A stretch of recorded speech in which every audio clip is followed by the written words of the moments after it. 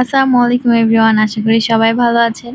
তো আজকে আমি আপনাদের সাথে আমার নানুর বাড়ির একটা ট্রাভেল ব্লগ শেয়ার করব। তো ইটস গনা বি ইন্টারেস্টিং। তো চলুন আপনাদের সাথে শেয়ার করি যে আমি আমার নানুর বাড়িতে কি করেছি। ঘুম থেকে উঠে দেখি ওরা ক্ষীরা তুলতেছে। ক্ষীরা তোলা দেখে আমরাও ক্ষীরা খেতে নেমে পড়লাম। অনেকগুলা ক্ষীরা তোলা হয়েছে, এখানে এগুলো সব বাজারে নিয়ে যাবে। ক্ষীরা তোলা শেষে আমরা সবাই একটা তরমুজ ক্ষেত দেখতে যাচ্ছি। অ্যাকচুয়ালি আমার কাজিনরা তরমুজের চাষ করছে, তো আমরা সবাই মিলে ওইটাই দেখতে যাচ্ছিলাম। পথে আমরা একটা খেজুর গাছ দেখতে পাই, যেখানে বাচ্চারা রস নেওয়ার জন্য একটা পাত্র দিয়েছে। আমরা এটা কিনতে চেয়েছিলাম, এটা এত নিচু ছিল যে হাত দিয়েই ধরা যাচ্ছিল, কিন্তু কাউকে না দেখতে পেয়ে আমরা আর কিনতে পারিনি। এখানে পাশে আরেকটা খেজুর গাছ আছে, কিন্তু এখানে কিছুই লাগানো হয়নি, কারণ এখানে হচ্ছে রস পড়ছে না। তো আমরা অনেক মাঠঘাট তেপান্তর পেরিয়ে অবশেষে পৌঁছেছি। এটা এত দূরে ছিল যে আমরা কেউ ভাবতেই পারিনি।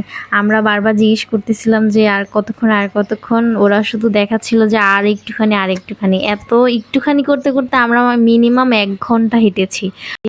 অবশেষে আমরা এসে পৌঁছেছি। এখানে পাশেই, ক্ষেতের পাশে অনেকে মাছ চাষ করছে।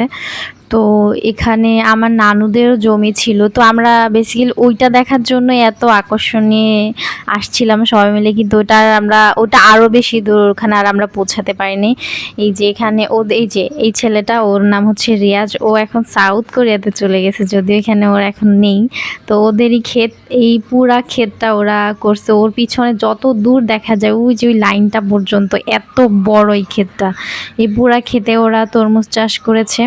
যদিও তরমুজ এতদিনে হয়েও গেছে হয়তো বা, আমরা জানি না। যাই হোক, আমরা ওর সাথে কথা বলতেছিলাম যে ও আমাদের বাসায় কেন যায় না, তাই আমরা ওকে দেখতে আসছি। এখানে খেতে হচ্ছে পানি দিচ্ছিল।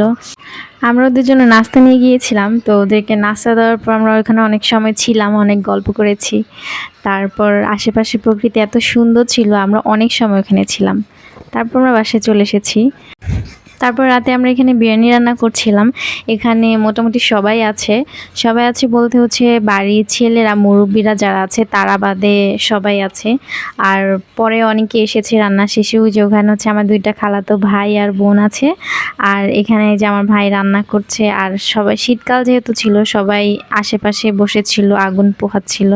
এই যে ওই যে লাল জ্যাকেট পরাও হচ্ছে আমার ভাতিজি, সবাইকে হ্যালো বলতেছে। যাই হোক, ওইদিন রাতে আমরা রান্না করে অনেক মজা করে খেয়েছিলাম। তারপরের দিন আমরা আমার নানুর বাড়িতে গিয়েছিলাম। সেটা হচ্ছে আমার নানুর ছোট ভাই, মানে হচ্ছে আমার আম্মুর মামা। ওদের বাড়িতে ঢুকতে এরকম ওরা সবজি চাষ করেছিল। এখানে এটা হচ্ছে চিচিঙ্গা, আর এখানে কি আছে, অনেক কিছুই আছে। ওরা শশাও করেছিল এখানে, এত সুন্দর লাগছিল, তাই আমি একটু ভিডিও ক্লিপ নিয়েছিলাম। এই যে এটা হচ্ছে কি জানো, এটার নাম আমি ভুলে গেছি। এটার নাম কি। তারপর খাওয়া দাওয়া করে আমরা বাসায় ফিরে আসি। এখানে রাতে আমরা বারবিকিউ করেছিলাম। নানু বাড়িতে গেলে অনেক মজা হয়, কারণ আমরা প্রত্যেক দিনই কিছু না কিছু অ্যাক্টিভিটি করি। আমরা যখন যাই তখন সবাই একসাথে থাকে, তাই অনেক মজা হয়।